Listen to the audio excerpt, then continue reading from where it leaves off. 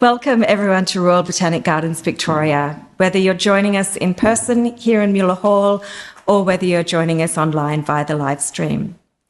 This National Science Week event, Specimens Across Time, is presented by Royal Botanic Gardens Victoria with support from the Inspiring Victoria program. I'm Alison Vaughan, the Collections Manager here at the National Herbarium of Victoria, and it's a great pleasure to be co-hosting this event tonight with Dr. Tom May, Principal Research Scientist, Mycology. To begin, on behalf of all of us here at the Gardens, I'd like to acknowledge the traditional owners of the lands we're meeting on tonight, the Wurundjeri Woiwurrung and Bunurong Bunurong peoples of the Kulin Nation. We pay our respects to their elders past and present.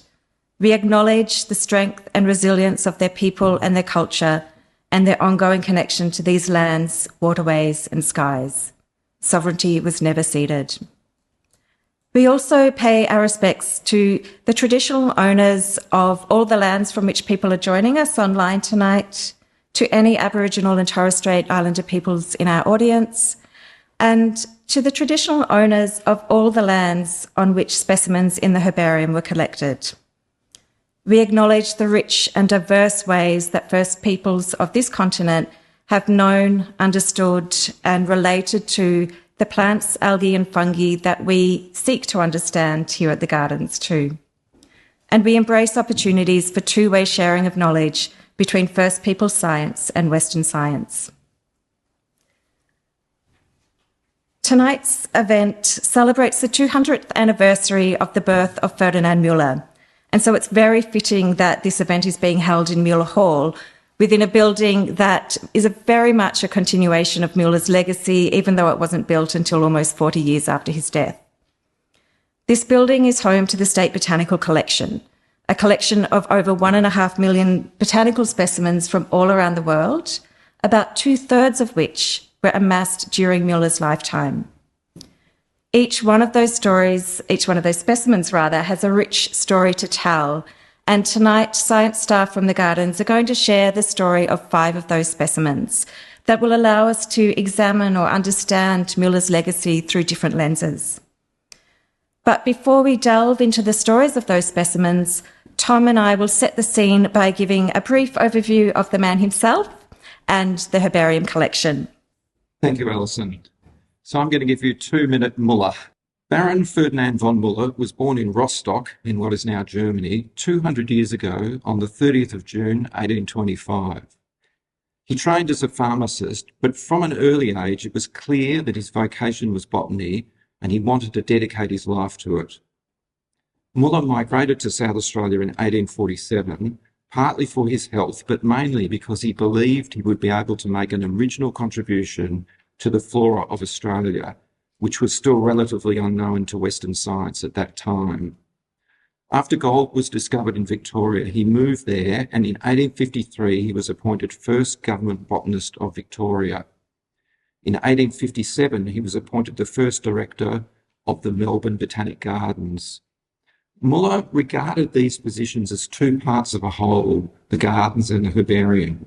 He tended the living collections of plants in the gardens and he curated the dried specimens in the herbarium. Müller's major goal was to document the flora of Australia, and to do that he was involved in all the major exploring expeditions in the second half of the 19th century, either as a participant, such as on the Gregory expedition to Northern Australia, or as a sponsor or recipient of specimens.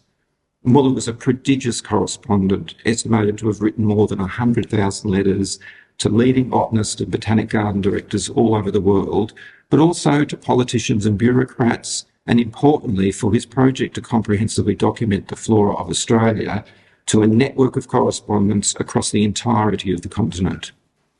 As a result of his own collecting and the collecting activities of his correspondents, Müller built up a massive herbarium of many hundreds of thousands of specimens and a comprehensive reference library. Müller left an indelible mark on Western science through his description of thousands of new species of plants from Australia and the surrounding region, and through numerous publications documenting the flora, including his own journal, Fragmenta Phytographiae Australiae, and works on particular genera such as Eucalyptographia. If I were to choose a few words to describe Muller, they would be passionate, driven, erudite, generous, but above all, indefatigable. And now I'll pass you back to Alison to talk about the herbarium. The National Herbarium of Victoria was founded by Muller in 1853 when he was appointed government botanist. It's the oldest scientific institution in Victoria and the first herbarium in Australia. The state botanical collection that is housed here comprises an extensive library and archives, including a large collection of original botanical artwork, as well as those 1.5 million preserved specimens that come from all continents and date back 500 years. About 2/3 of the specimens were collected in Australia and 1/3 from other countries. The majority of the specimens in the collection are plants that have been pressed and dried and mounted onto archival card. But we also house materials stored in ethanol, woody fruits and cones that are stored in boxes, and extensive collections of fungi, lichens, and mosses that are usually preserved whole to preserve their three-dimensional features. Despite there being an estimated 3,300 herbaria worldwide, they admittedly don't live very large in the public imagination. But although most people, or many people at least, don't know what goes on inside a herbarium, they use them all the time nonetheless. Every time someone uses a plant's botanical name, they're referencing the work of herbaria. Herbarium specimens underpin our botanical science and our conservation work. They are the fundamental tools of taxonomists who classify, describe, and name plants, algae, and fungi. And herbaria are the birthplaces of those names that we use every day to talk about the organisms that we rely on for life on Earth. If we want to ensure the survival of ours and the myriad other species we share this planet with, we urgently need to understand those plants, algae, and fungi on which we all rely. The herbarium collection here and herbaria around the world more generally allow us to do that. Each specimen in the herbarium is a permanent record of the existence of an organism at a particular place and time. They document biodiversity through time, giving us baseline data on plants, algae, and fungi, what they are and where they grow, where they exist, and they allow us to monitor how those organisms respond to environmental change. They are clues to our past and they are clues to our future. Thank you. Now, I'm just going to, we're going to lead into the interviews now. So I will just shift positions, bear with me.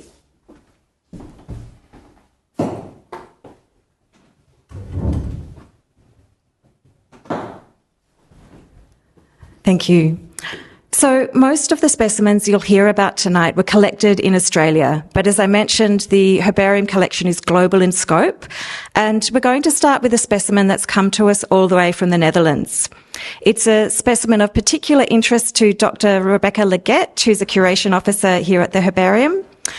Rebecca's worked with us for over 5 years and brings a doctorate in the environmental history of disease, as well as experience working on the Dictionary of Medieval Place Names to her work at the collection.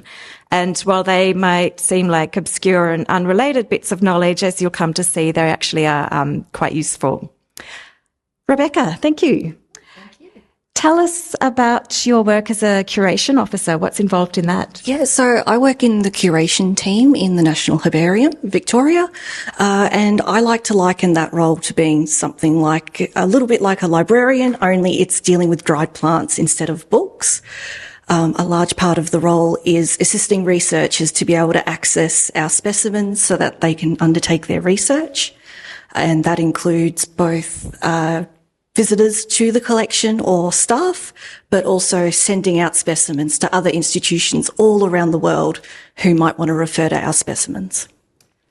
And Rebecca has chosen this specimen of Ficaria verna, subspecies verna, collected by Martin Boisman in the Netherlands in 1892.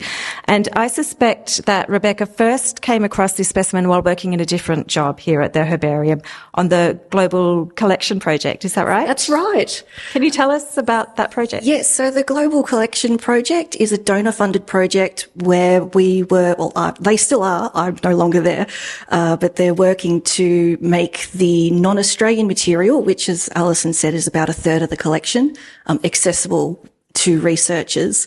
A large part of it is transcribing and translating those very important plant labels, and that information then gets put online, so it's available for people to refer to. It's a really fantastic project, and it's one in which we're frequently uncovering not only scientific treasures but cultural treasures too within that collection. So what is it about this particular specimen that caught your eye? Well, what caught my eye was that for me, as someone who looks at a lot of specimens, this one is strikingly beautiful and deliberate in how it's been laid out. So if you look at the image behind me, you'll see that there is the little black piece of paper where there's a dissected flower that's been deliberately put on that black background so that it's high contrast. And it's very easy to see there's important diagnostic characteristics. And also in the upper corner, there's actually a glass vial. Originally, when these specimens were sent out, that was filled with alcohol to help protect the very delicate plant parts. And it turns out when I looked further into this specimen that those little glass vials were apparently being custom made just for this set of specimens. That's incredible. And I think one of the things that really stands out or sets this specimen apart from a lot of others that you come across is that whereas a lot of the specimens or most of them are unmounted, so just loose in paper folders when we come across them, they are then mounted by our very dedicated team of wonderful volunteers. We've got over 60 of them. But this one came to us, it was already laid out like that. It was already prepared. So why did Boisman do that? Yes. So, as you mentioned, this was sent out by a man called Martin Boisman. He was sending these out as a commercial venture. So he had his own garden in the Netherlands where he was growing specimens, cultivating them and then harvesting them so that he could make these specimens. And then he was hoping that he could sell them on. But he was focusing in particular on medicinal plants, because he was hoping that they would be used by students of medicine and pharmacy as a reference of sorts. So these specimens, they arrived here in Melbourne in a set apparently of about 70, and they were a donation to the herbarium here, to Mueller. And so you can see where that history of disease interest overlaps with the herbarium nicely. What was this plant used for medicinally? So medicinally at the time, its common name is pilewort, which gives away what it was thought to be useful for. So if we go to the next slide, in the 19th century, they didn't really have the modern sort of way of testing the efficacy of drugs that we have now. And so they relied on a different way of knowing. And one of those ways was they used something called the doctrine of signatures, where they believed that if there were hints in the world where what the plant looked like would be able to give you an idea of how that plant could be useful for you. So as I mentioned, this is pilewort, and it was thought that the root nodules, if you look at the bottom half of the diagram, they looked like piles, or in more modern language, hemorrhoids. And so this was genuinely thought to be a useful treatment for hemorrhoids. Is it still used to treat that affliction? No. I feel like we've got a whole potential rabbit hole we could go down there, but I think we should bring this back to Mueller. So the majority of specimens in the global collection came to the herbarium through the purchase of the private herbarium of Otto Wilhelm Sonder in 1883, but this one wasn't part of that. It came to us That's separately. right. It came later. So we have some records that say that there was approximately 70 of these specimens that came to Melbourne in about 1893. So why? Why did he send them to Mueller? So the theory seems to be he was hoping that if he sent these samples over to Mueller, Mueller would encourage people to buy their own sets.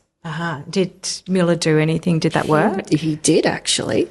So he exhibited these specimens twice to the Victorian naturalists, and they have, in their monthly meetings, they'd have reports, and both times they reported on these beautiful specimens. And one of them mentions that Mueller recommends them to any student of pharmacy and medicine.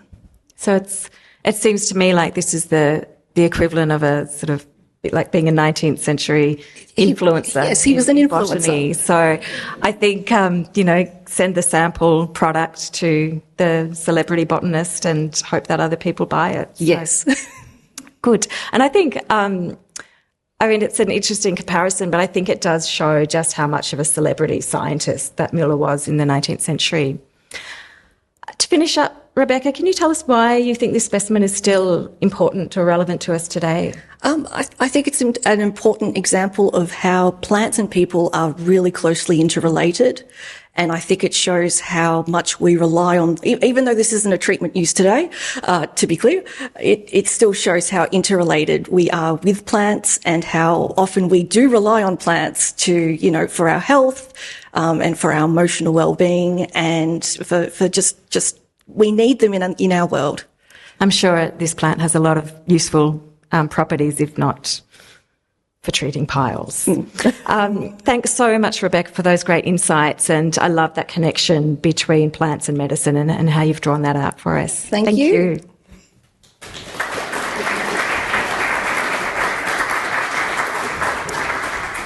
So from pilewort, which is very abundant where it grows in Europe, we're going to move closer to home with a specimen that grows in Victoria and is markedly less abundant.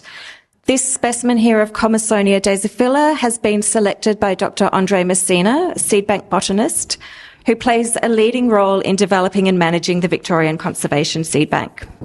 Andre first started working at the Gardens as a Jim Willis studentship in 2005 and has been working with the seed bank since 2014, and he's collected almost 5,000 specimens and about 500 seed lots. Thanks, Andre. Thank you. Tell us first about the Victorian Conservation Seed Bank.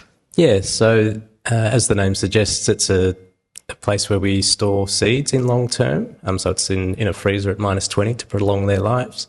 But it's not just any seeds that we're storing, it's seeds of wild growing Victorian plants that are rare and threatened. So this is seen as an ex situ form of conservation, so that is conserving a species away from where it grows.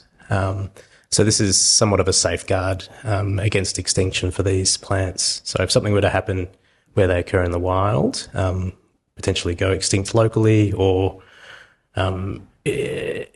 exclusively, we've got a source to potentially reintroduce or adaptively move if there's a better site for those species to now occur. And what's involved in being a seed bank botanist? What do you do?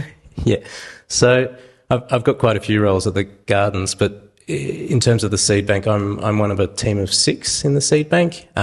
So we do everything from the collection of the seeds to the curating and research into germination trials. So my role in that team is actually the selection of what species we should prioritise and target, and then going out and getting them. So I'm involved in the who, the where, and the when. So what species should we be prioritising? Figuring out where they grow, and then at what time should we be collecting them, and then going out and leading those trips to go and collect these species. So we've got a photo of seed bank botanist in action here. Andre, how does the collection help you plan for that work? How do you use it? Yeah, so the collection's vital in my planning role. So it's a verifiable source of where these plants have been recorded to occur. And so that's sort of my first reference to where might I want to go and look for them. But not only that, it also has whether it's got flowers or fruits, or if it is sterile. So I can see from that specimen that at that time of year, on that year, it was fruiting in September, for instance. So give it maybe December to be there in fruit. I feel like I might be preempting some questions from the audience here, but do you notice when you're out in the field now changes in flowering and fruiting time compared to what was happening when the specimens were collected? Yeah, definitely. These last couple of seasons in particular, it's been very challenging to get the timing right. We've had some very cold springs and summers, and we've had some very dry seasons as well. So it's really been a year to year having to predict when it might be right, rather than, historically this is the right time to go, so go then. So it's I've got a plan last minute. Yes, very last minute sometimes. So what are the odds of success when you go out plant hunting? Yeah, so in terms of success, it's really, really variable.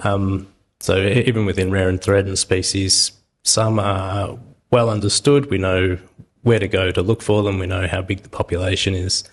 And ideally, not ideally, but some of these will be in very easily accessible locations. So they're sort of the easy ones.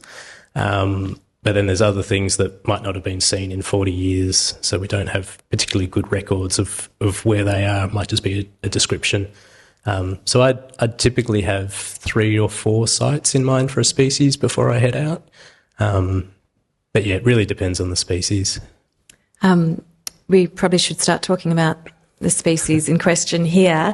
This is one of the seed bank targets, I understand. Can you tell us about this plant and why it's on the seed bank target list? Yeah, so this is a really rare species in Victoria. This is Commersonia dasyphila.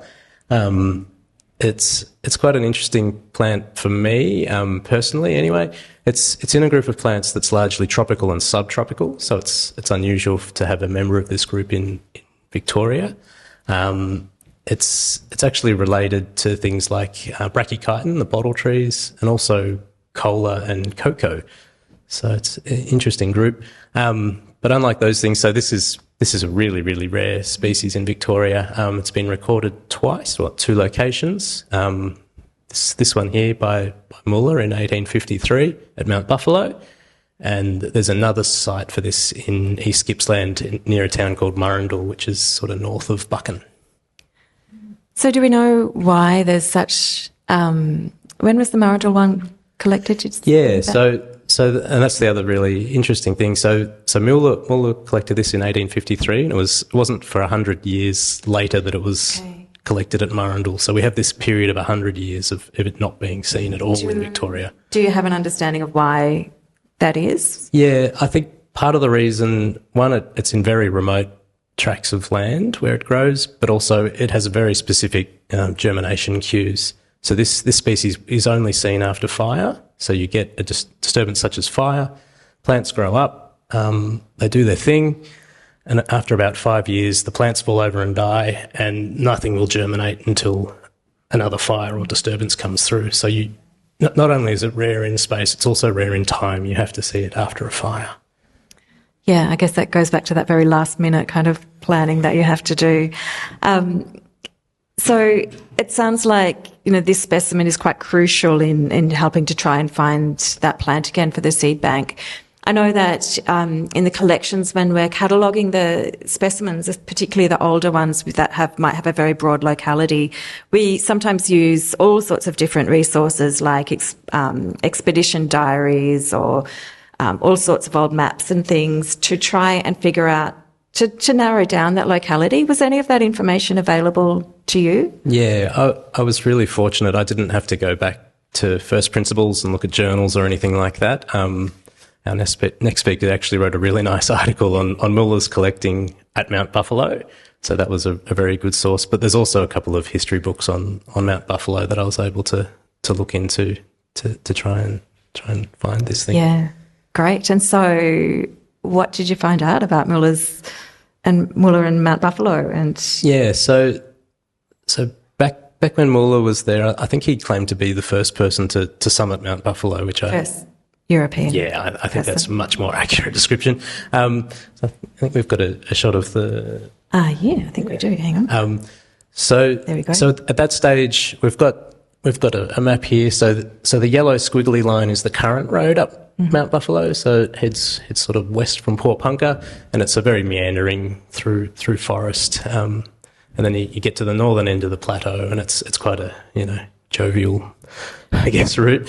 At that stage, there wasn't a road there, but instead we know that they followed the Buckland River. So this is that pink line. So it followed the Buckland River, and then departed from the river at the southern end up a short, quite steep spur, and then from that spur jumped up onto the summit at the southern end of the plateau.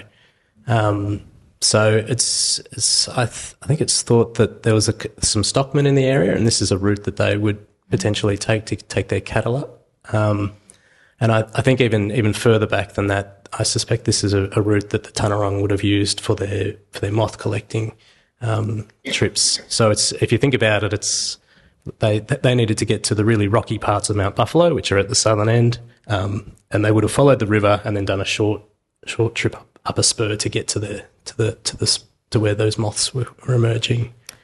So the big question: did you find it? No, of course not. There's a reason why it hasn't been found there in 170 Fair years. enough. We had from the dates on the specimens and where he was, we had a rough idea of where to look, and we sort of had a good look in those places. But it's a very very localized species. When it does occur, you might get plants in an area 10 metres square. So it could have been that we just needed to step over 3 more rocks and we would have found them, or it could be that we were still several kilometres away. And it could also be that it's no longer present at that site. It's a real mystery to me. So this is a fascinating specimen to me. It is. And just point out too that I guess it's interpreting this specimen is a bit reliant on a translation of that Latin as well, which is a challenge at times. Yeah. Andre, what's next for this species then if you didn't find the Mount Buffalo population? So fortunately for us, we also had our team go out to the other known site at Murrindal, where there weren't particularly good records of where it was there, but they were better than this one. And we did actually find it at Murrindal. And so we were able to subsequently revisit that site and collect seed from that site. So we now have seed in the seed bank from the Murrindal population. And our seed scientists here have actually been able to germinate this seed. So we have it in the bank and we know how to grow it if it's ever needed. Yeah, that's a really key step, isn't it? Especially with the a lot of native plants having very specific germination requirements. Thank you, Andre. That was great. And I love seeing how the history and the detective work that we do sort of feeds into our contemporary efforts to preserve the state's flora. Thank you very much.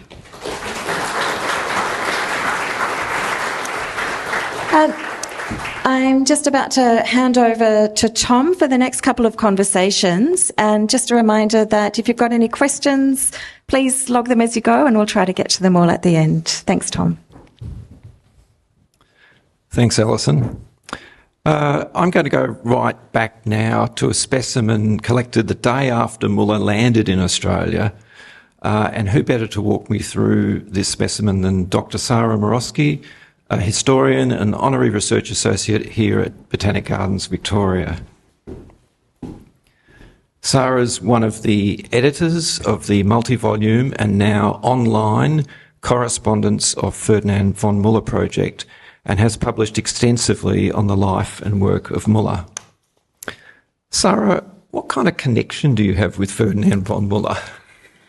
I've spent the last 3 decades in the company of Baron Ferdinand von Muller, reading his letters, reading his publications, looking for objects that he owned or were connected to him, tracing his footsteps, and generally trying to understand how the world looked from his point of view. And that's something we're going to try and tease out from this specimen, that idea of what was going on inside Muller's head.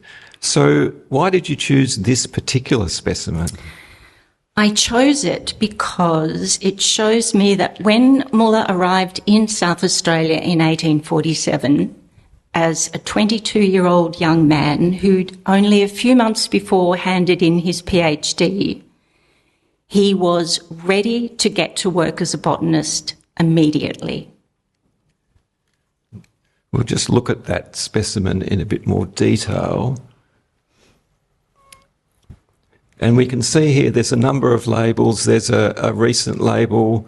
This is a label, an annotation from the 1960s or so. This is Muller's handwriting here, his very characteristic handwriting. And so that's the label that would have been with the specimen originally. And then, as often happens with specimens, there's a whole story about extra labels that get added. But you were saying that you thought Muller was really ready to go. How can you tell that from this specimen? Well, as you pointed out, Tom, there is a label in his handwriting written in Latin, which was the lingua franca of scientists at that time. And he says in that label that this is a specimen of the very first land species that he found that he thought was a new species for Western science. And I know that he found this specimen on the day after his ship docked at Port Adelaide. So that's pretty keen. And I think we also know that he was even collecting off the side of the ship as it was coming up the Gulf. Yes, this, I said, was the first land specimen. He actually collected some seaweed over the side of the ship as it was sailing into St. Vincent Gulf. So Muller's put a name on this specimen. How did he know it was a new species? Well, just to give you some background, Muller wasn't the first Western botanist to collect in South Australia. Very famously, Robert Brown came through on the Flinders expedition, and there were French botanists on the Baudin expedition, both in the early 1800s. And they named the new species of Australian plants not known to Western science as new species.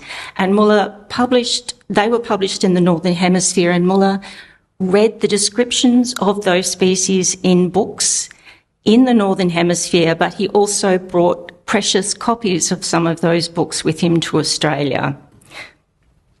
And we have those copies in the library today, and Muller rebound them and interleaved them with blank pages and had already copied off other descriptions into them. And as soon as he arrived, he started adding notes. And of course, that meant he could step off the ship and identify plants, but also he realised that when he found one he couldn't identify, it was potentially a new species to Western science. So Muller steps off the ship, and what happens next?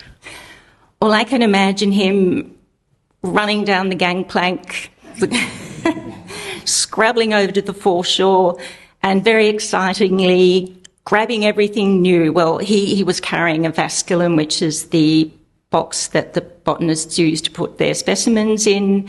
He would have been taking collections wherever he went. Everything would have been marvellous to him, fantastic and new. And then with a rising sense of excitement, he came upon this, what is really quite a very unprepossessing little herb. And he realised that it didn't match any of the species that he knew about in the genus Stenopetalum. And what did he write on the specimen? The label says that he proposes the name Stenopetalum gratulatorium, confirming this is the first new species he's found on land in Australia. And he calls it gratulatorium, which is in gratitude for the discovery. Now, if we go back to look at the sheet here, I can see that there's a different name on the label here, Stenopetalum lineare, which has been added in 1967. What's going on there? A botanist called Elizabeth Shaw examined this specimen in 1967 as part of a revision she was doing on the genus Stenopetalum. And she concluded that this specimen does not differ significantly from one collected by Robert Brown that he had already named Stenopetalum lineare. So, big question for taxonomy. So, does this mean that Muller was wrong? Yes, and no.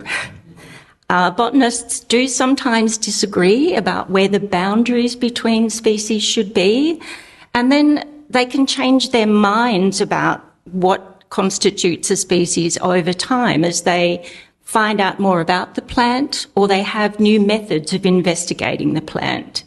I happen to think that Muller would probably have agreed with Shaw about her conclusion. And the reason I think that is because he never actually got around to publishing that new species as Stenopetalum gratulatorium. Sometime after he wrote this label, he must have had second thoughts and he didn't publish it. We know he did publish a new species of Stenopetalum called Stenopetalum sphaerocarpum that he collected at the mouth of the Murray River in South Australia, and that name is still accepted today. And we can see here a section from Muller's original collection with these very characteristic parts of the seeds compared to images of lineare and of sphaerocarpum to see that they're quite different. So what's your overall takeaway from Muller's specimen? It shows me that right from the very start, Muller was staking his claim to be a botanist in Australia, not just a collector. He came here to find new species for Western science. And he started to do that really on day one with the seaweed. And this was the first potential new species on land that he found on day two. So he's signalling his intention to take his seat at the table of international botanists. Thank you, Sarah.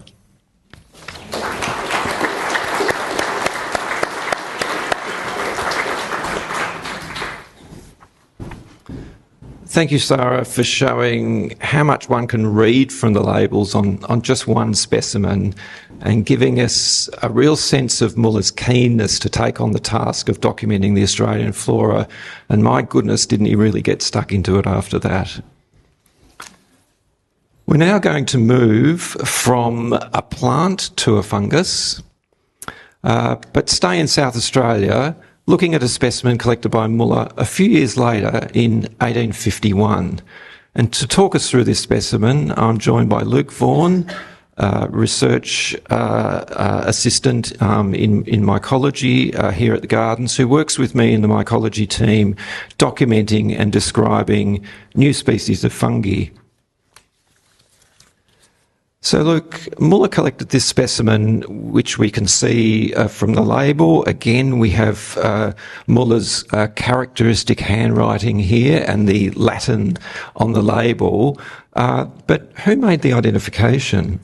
So, Muller sent this specimen to Miles Berkeley in England, who was an expert in mycology and received specimens from all around the world. So we can see here that's Muller's hand here, and then this handwriting here is slightly smaller and very characteristic, and we know that was the handwriting of Miles Berkeley. So that specimen went all the way from South Australia. It came here when Muller founded the herbarium. It was sent all the way to England. Berkeley had a look at it, and it's come all the way back. So the specimens here have had some remarkable journeys. Why did Muller send a specimen like this across the other side of the world to a scientist such as Berkeley? So Berkeley was a mycologist, and he was describing lots of new species, like I said, from all around the world, including some from Australia. And Muller sent a lot to him, and the ones that Berkeley described as new were kept in England, and then this one was determined as an existing name, so he sent the specimen back. And Muller's doing that because he was an expert botanist, but he didn't cover all the different groups of what at that time were covered by botany, and the fungi were one of them that he sent to experts. Now, I can see a small drawing on the label, which we've just blown up here. And let's look at that a bit more closely. What's going on here? So the two little circles there are spores of this fungus, and next to them there's a scale that's been written. It says 1/1500th of an inch. And so Berkeley has examined the specimen with a microscope, and he's measured it, which would have been quite challenging with the technology he had at that time. But I've recently also examined this specimen with a modern microscope, and 1/1500th of an inch is equivalent to 17 micrometers, and that's within 0.5 of a micrometer of what I measured from it. So pretty accurate. So just to explain, so this sort of dried up crust at the bottom is what we call the sporing body. Now, you don't just pop that under a microscope. How do you examine the spores from a specimen like this? So I took a razor blade and scraped a very small section off, and then put that on a microscope slide in a medium of water, and put that under a compound microscope and looked at it under different magnifications up to 1,000 times. So it's amazing that Berkeley's measurements were so close. So even by the 1860s or so, the microscopes were of sufficient quality to get these measurements. Now, I can see from the specimen packet, again, there's some labels up there that tell the story, and it says that you've sampled for DNA sequencing. Were you able to recover DNA from this specimen? Yes, which is pretty cool. And we've obtained particular regions from that DNA that we can use. It's called the ITS barcode, which is used for fungi. And that's pretty amazing, getting usable DNA from a 170-year-old specimen. What does that barcode region tell you? So ITS barcode can be used each species has a unique ITS sequence generally, so you can use that sequence to tell species apart. And when you put the microscopic detail that you've observed and the DNA sequence together, what does that tell you about this specimen? So the morphology and the DNA are consistent with the Pisiza varia complex. Now, that's not a name that's on the specimen, but before we get to that, what's a species complex? So a species complex is a group of organisms with similar morphology, similar DNA, but it's unclear where the boundaries of the species are. There might be several different species within that group, and in this case, Pisiza varia is a name that was first described by Hedwig in 1789, and since then, different names have been included under that. And given that that's complex, and we'd like to be clear about the boundaries, how do you sort out a species complex? So we would have to try and get as broad a sample as possible from the different geographic range and different ecology in which this fungus is found, and then from that look at the morphology, look at the DNA, and try and figure out whether it's one variable species or if there are groups with distinct morphology, particular characteristics, and then boundaries between those groups. So you'd be looking for groups or collections that have got similar characters, and then there are gaps between them, and that's where you can draw the lines between species. And it's amazing to think that it's still taking this long to sort out this variable species. And you've been looking at specimens not just from Australia but from all around the world, haven't you? Yeah, I've been lucky enough to examine lots of specimens. So I know you're carrying out quite active taxonomic revisions across various groups of fungi at the moment. Are you finding new species that are only found in Australia? Yeah, so there are a lot, and it's often the case that there might be a Northern Hemisphere species And then the ones in Australia might look quite a lot like it, but they have distinctive characteristics that make them different species. And we have the documentation here, the kind of plate that you prepare for publication. So this is not published yet, but it's in the works. And we've got the sporing bodies and then the microscopy and so on. And where were the collections made for this new species? This particular one is it's from Tasmania, Victoria, and South Australia, Southern Australia. And that includes material in the I call it the fungarium, actually, the fungal part of the herbarium. So you've examined both a specimen from 170 years ago and also recent collections. Yep, that's right. Well, thank you very much, Luke, for your insights into the Muller specimen. Thank you.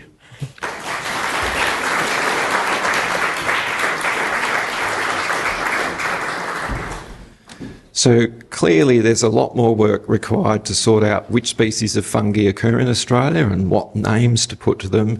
And I think it's really relevant to the long-term value of this collection and indeed to fungaria and herbaria all around the world, that we're using both recently collected material and material that's up to several hundred years old. Oops, I'll just go back. I've skipped. I'm just reiterating about the questions, that if anyone has any questions, you can use the QR code to jump onto Slido and add some questions. And then I'll just move to the next slide. From the specimens we've discussed so far, we can see that the collections in the National Herbarium of Victoria span several centuries and came here from scientists such as Muller himself, but also, very importantly, networks of collectors. And we can also see that interpreting the collections requires detective work to decipher labels, and that each collection, every single one of these 1.5 million specimens that sit not very far behind me, tells a story. Our final specimen comes from Muller's network, but yields some surprising but important insights. And I welcome back Alison Vaughan, Manager of Collections at RBGV, to tease out the story.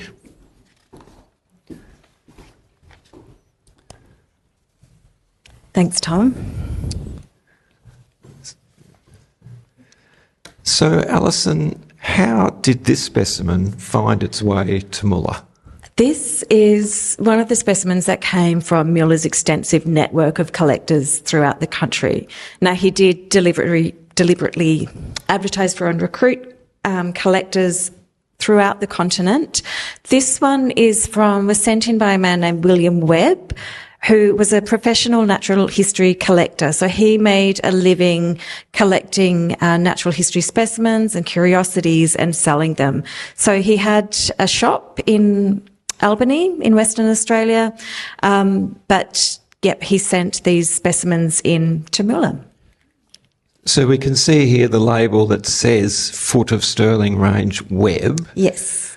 But I think one of the things that we've been talking about in recent times is the concept of hidden hands. Absolutely. And really thinking through who actually was connected with the collecting.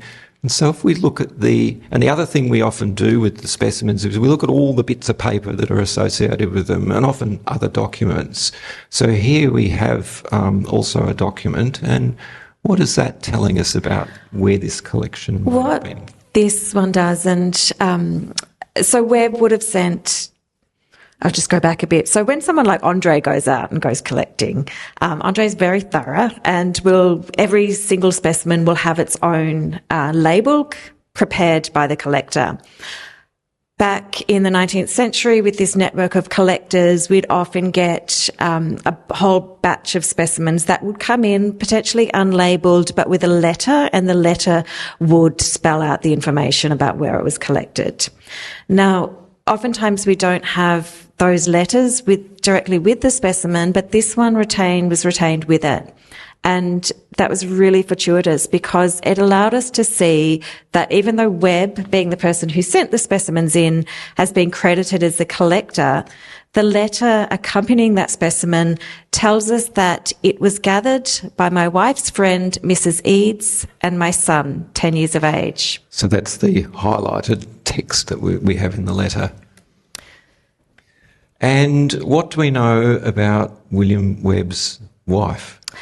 What we know, so Sarah and I, some years ago now, and it's continuing work, started looking at the women in Muller's network of collectors because it's very easy to assume that most of this 19th century botanical work is done by men.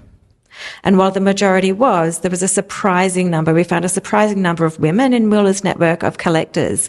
And what Sarah and I wanted to do was to give them identities, to really give them their place in history, their place in Australia's botanical knowledge, Western science. So in looking into the identity of these women... And you catalogued those women. Did. There were... we found... Well, we first published 225. We've got Rebecca on the job now too, and I think we found probably another 5 or 10. And for each one of those women, you've been able to establish at least something biographical about them. So ideally we know, a little snippet of their life story. Sometimes they're much harder to get that information for. But with William Webb's wife, Sarah was able to discover that Webb's wife, who was also, whose name is Lucy, was an Aboriginal woman, a Menang Noongar woman. So by default, Webb's son is an Aboriginal boy. And looking into the identity of Mrs. Eads, who was also known as Lucy, she's another Aboriginal woman, a Menang Noongar woman. So this is direct evidence that the First Peoples from southwest Western Australia, the Noongar people, were involved in the collecting of material that's ended up in the herbarium here. Absolutely. And I think the really interesting thing about this is it really invites us to think about, well, who else was? What are these really hidden hands? And unlike the women whose names are often on the labels, but just easy to sort of overlook, we don't record gender in a way in our catalogue that makes it easy to quantify the contribution of women. For Aboriginal people who did contribute, it was very, very rare for them to be named on the label. And so I guess another example of this is I think about all those exploring expeditions that Muller was either a part of directly or that he received specimens from. Those specimens, and we have thousands of them, are without exception credited to the white male natural history naturalist who was on the expedition. But of course, those expeditions wouldn't have found water. They wouldn't have survived. They wouldn't have made their way through the landscape. They wouldn't have found many of these plants without the guidance and help of Aboriginal people. So whether it's directly through collecting or indirectly through really ensuring the survival of a lot of those early colonial expeditions, even though this is a very colonial collection in its history, it does have First Peoples input from the outset. And I think as an institution, we're really trying to uncover, recover, show those connections. What are ways that we can explore to reconnect communities to collections? Yeah, it's actually a bit of a challenge for us because of how Muller did, the whole continent was his field of study, and so that means we've got specimens from dozens of different hundreds of different Aboriginal countries, and trying to reconnect them, especially the collections that we have that have explicit Indigenous cultural knowledge or language names on the labels, connecting those back to community is a big challenge. It's a lot of work for us, and it's a lot of work for communities as well. But we've been particularly lucky with this specimen. A colleague of ours at Deakin University, Associate Professor Tiffany Shallam, has a long relationship with Menang Noongar families, and Tiff has actually connected this specimen back to country and back to some of Lucy Eade's descendants for us, and that's just been really powerful. We've actually had a visit. A couple of different lines of Lucy's descendants have come into the herbarium too to view this specimen. And I understand that the specimen itself may go back to country. It will, yes. Next year sometime, the Western Australian Museum is putting on a travelling exhibition about the southwest of the state. And so this specimen, along with a few that are attributed to Mrs. Webb, will be going. So they'll be back on country, and descendants and mob will be able to connect with them. Well, I look forward to hearing more about that, and the things that we can do as an institution to make these connections. Thank you very much for talking through this specimen. My pleasure. Alison. Thank you, Tom.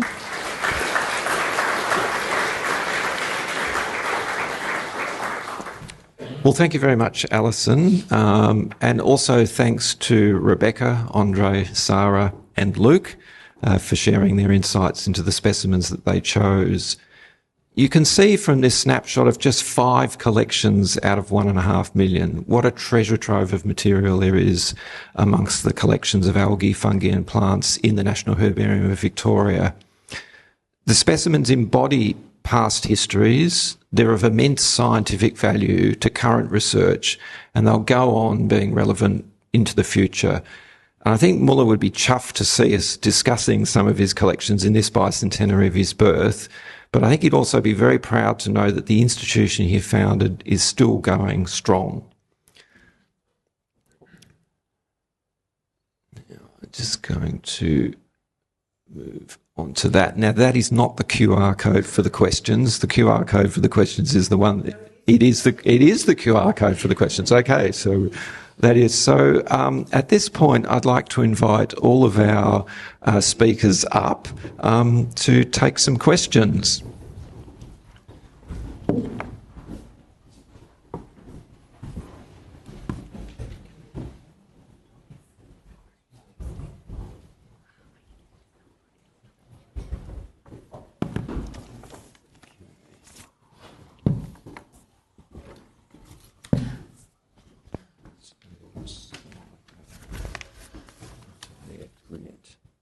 Excellent. That's great. Okay, so we've got a whole raft of questions. Let me just have a look. Okay, well, look, I'll start with the first question I can see on my screen, which is a question for Andre. Why is it important that we keep seeds to make sure plants go extinct? Does it matter if we lose a few plants here and there? Look, I mean, that's a very existential question, I guess. Look, I think it's really important to make sure we don't lose this unique biodiversity that we have here in Australia. Is probably the shortest answer to that. I think we could have a very long discussion on that, but I think that the idea that we're potentially going to see things extinct in our lifetime is not a very pleasant one for me or many people, I think. And I've got a follow-up question. What happens when you germinate a seed from the seed bank? Do you keep growing it? What happens? What's that process of germinating? Yeah, that's a good question. So we actually what we do is actually quite unnatural in some ways.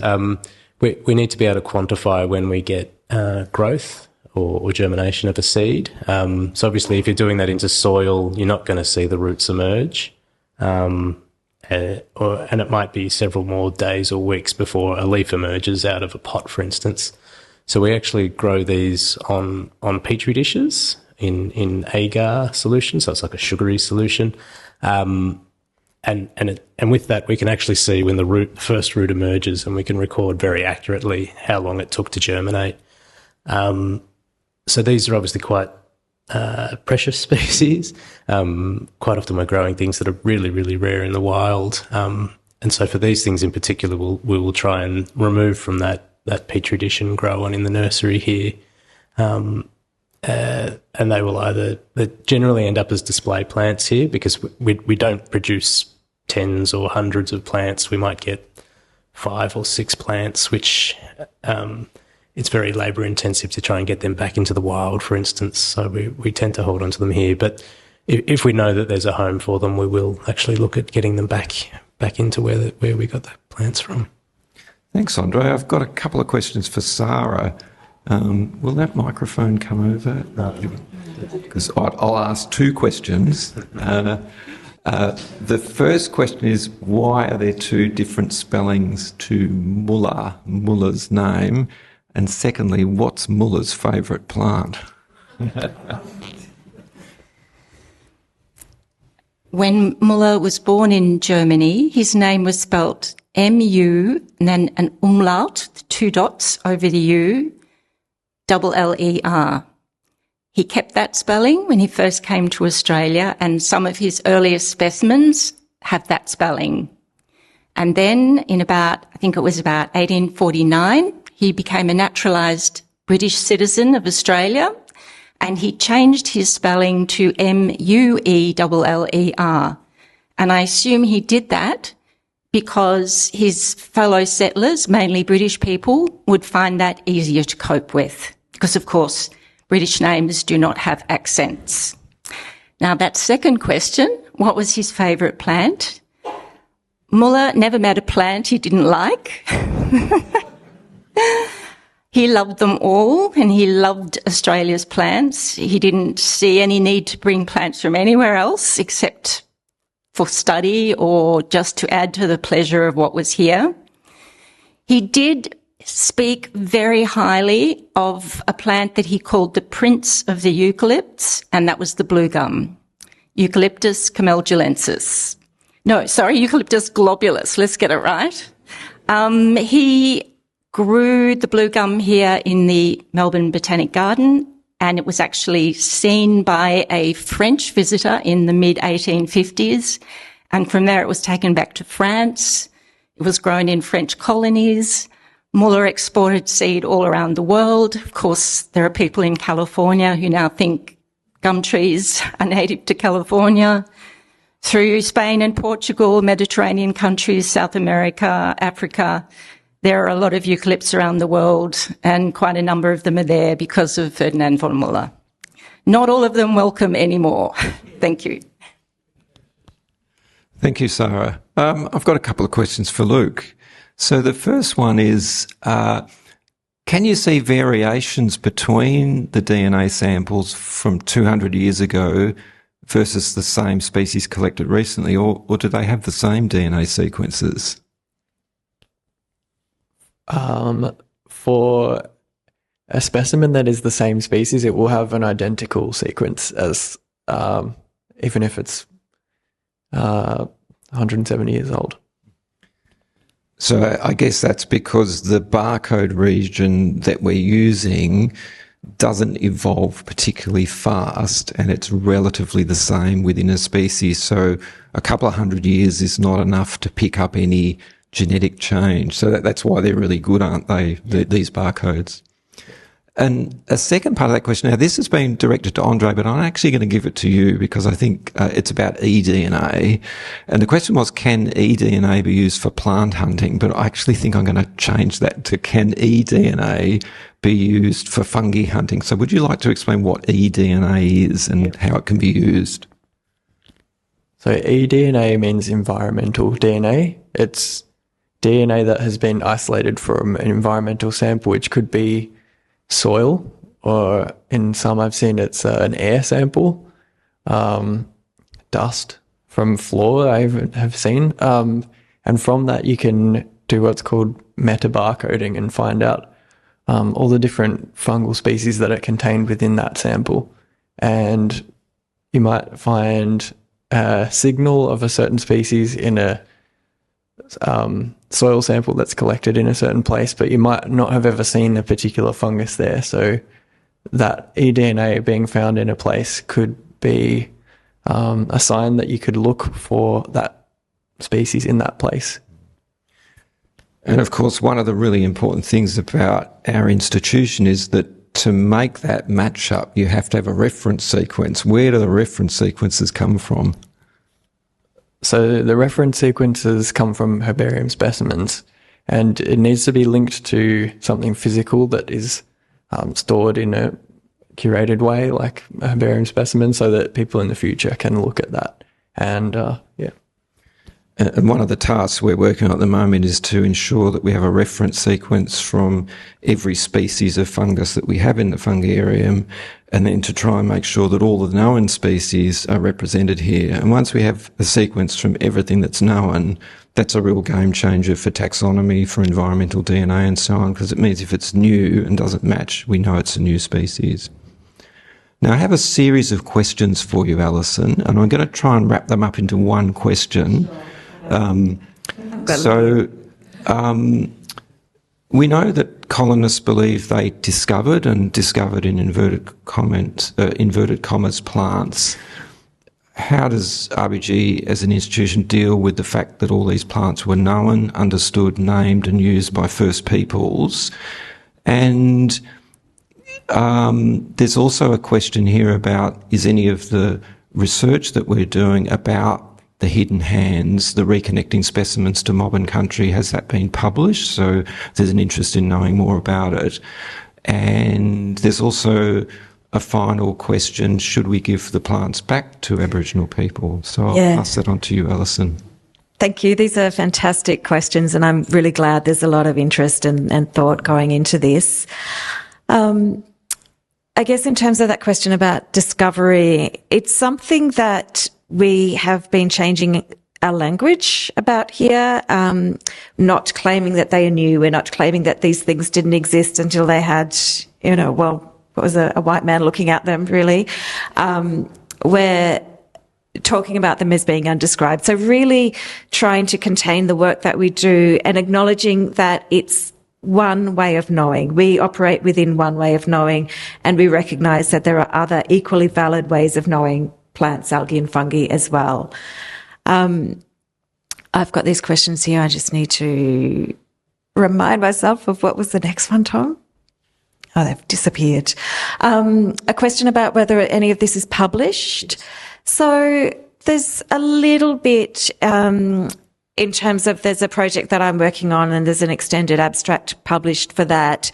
But a lot of it is really in its infancy, and the stories that will come out of engaging with Aboriginal people, truth-telling around some of these expeditions and the colonial violence and things that happened either as part of them or following them, those things, I don't see it as our role to necessarily tell those stories. It's our role to be available to help with the truth-telling, but it's not to us to decide how those stories are told. It's not for us to share the stories of those reconnections to country. It's something for us to sort of sit back and listen and facilitate and be guided by Aboriginal people in that. And the third, should we give the specimens back? That's a really valid thing, really valid question, and it's a tricky one. I think it's the specimens. I think our role is, as I see it at the moment, is acknowledging the colonial past, the colonial foundations of this collection, the colonial mindset that came with it, which was very much about this idea of knowing and learning and naming the undescribed. So we can challenge that mindset. We can acknowledge it. We can do what we can to balance the history, the way we talk about that history, to be more inclusive in it. Even if we don't know the names of the people involved, we can still acknowledge that we know they were there. And in terms of giving them back, that's not actually something we've had requests for. What we have found so far is that when we have these conversations, once we talk about what the specimens are used for, then there is an understanding of their value being here to support conservation work. And I think it's really important to acknowledge, though, that the conservation work, that why we need to do the conservation work is because it's a byproduct of colonisation. We wouldn't, so it is part of the same thing, but it's also a remedy to the ills of colonisation as well. Thank you for those answers. And I'd just like to stress how important it is for us as an institution to continue to engage with these questions. We're very open to those conversations. Absolutely, and we won't have all the answers and we don't pretend to, but it's very much, a process of being open and listening and learning and unlearning as well. Now, Rebecca, we have a question here about what's the difference between a plant collection and a library or a museum collection?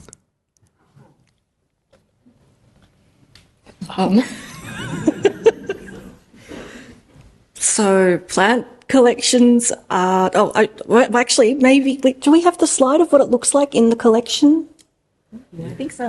Go for two, maybe, or back one.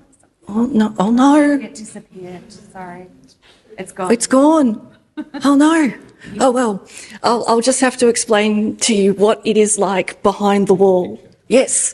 So, if you go into a library, most libraries, we have shelves with books, and you can usually see the spines of the books, and it's very open in many ways. Occasionally some libraries are closed and things like that. For us, in contrast, we keep our specimens in closed cabinets. And within those cabinets are essentially stacks of usually pressed, I should move the microphone closer. There are stacks of pressed plants, and they're just in folders.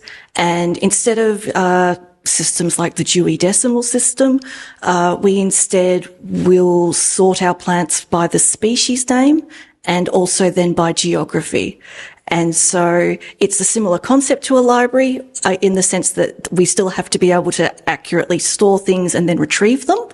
But it's not nearly as pretty as when you go into a library and you see all those beautiful leather-bound books. It's much more papery. Thank you. And we have an example of some of the old way that we bound up the specimens in the display cabinets. So I think I've got a final question here, which for me is a nice way to wrap up. And it's, what is the most important reason for all this plant research? Is it for things like medicine? And I'd say in terms of the research that we do here and the specimens that underpin that, it's a whole lot of different things, and sometimes it's things we don't even know about.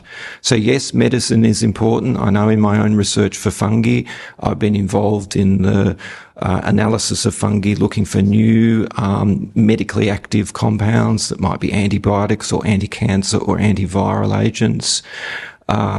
There's the conservation aspect of that we conserve the full flora of Victoria through things like the seed bank. And some of the specimens, you can't really predict what they might be used for. And I'll just give you one example, is that there were some researchers looking at lead levels in the atmosphere, and they were really interested to go back historically and trying to look at that. And they realised that lichens accumulate heavy metals, and we were able to provide very small samples of a series of lichens going back more than 100 years, and on analysis it was really clear that you could see the Industrial Revolution, the increase of lead in the air, leaded petrol, the introduction of unleaded petrol, and these changes through time reflected by these bioindicators. Then there's no way that when people collected those lichens they thought of that as a use.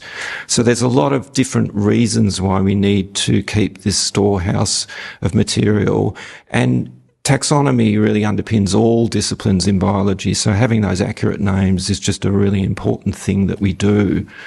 So I think that's probably a good question to finish up on, and if you could just pass me the clicker so I can, thank you. Just want to make a couple of points in closing. So for further information, we have another QR code. So this is the different QR code, and that leads to a page on our website with a whole lot of information about the herbarium. You can access all of the specimens from Australia that we hold through Australia's virtual herbarium. Many of the specimens are scanned. The digital information is available. We also have an online flora that catalogues all of Victoria's plants, an online horticultural flora. So we've put some links through to a number of different resources about the herbarium. We've just released a portfolio of images of material that we hold in our library. That includes historical watercolour illustrations of plants, many of them collected by Muller's network of collectors, historical photographs of the Botanic Gardens, and that's going to be a growing collection, and that's publicly accessible. So there's links in here to a range of different resources, and I'll just finish up also to mention that this collection of 1.5 million specimens that sits behind us is absolutely straining. The cupboards are full. There's material on top of the cupboards. We're trying to build additional space, but the building is really absolutely full, and it's no longer fit for purpose to hold such a significant collection. So we're really working at the moment on a vision for a new herbarium that will last into another century, that is able to house those specimens. And for all the work that we do here, if you'd like to support the work of the gardens, there are various ways that you can assist, and there are staff here who'd be very happy to talk to you about that. And finally, I just welcome you to hang around for a cup of tea, I think, Cara, we have. And we've put some specimens in 5 different cabinets, and each of the 5 interviewed people will be near their cabinet. And please do come up and ask questions and follow up the stories that we've just started the stories in the time that we were to spend with you. So hang around, have a chat, and thanks very much for your attention.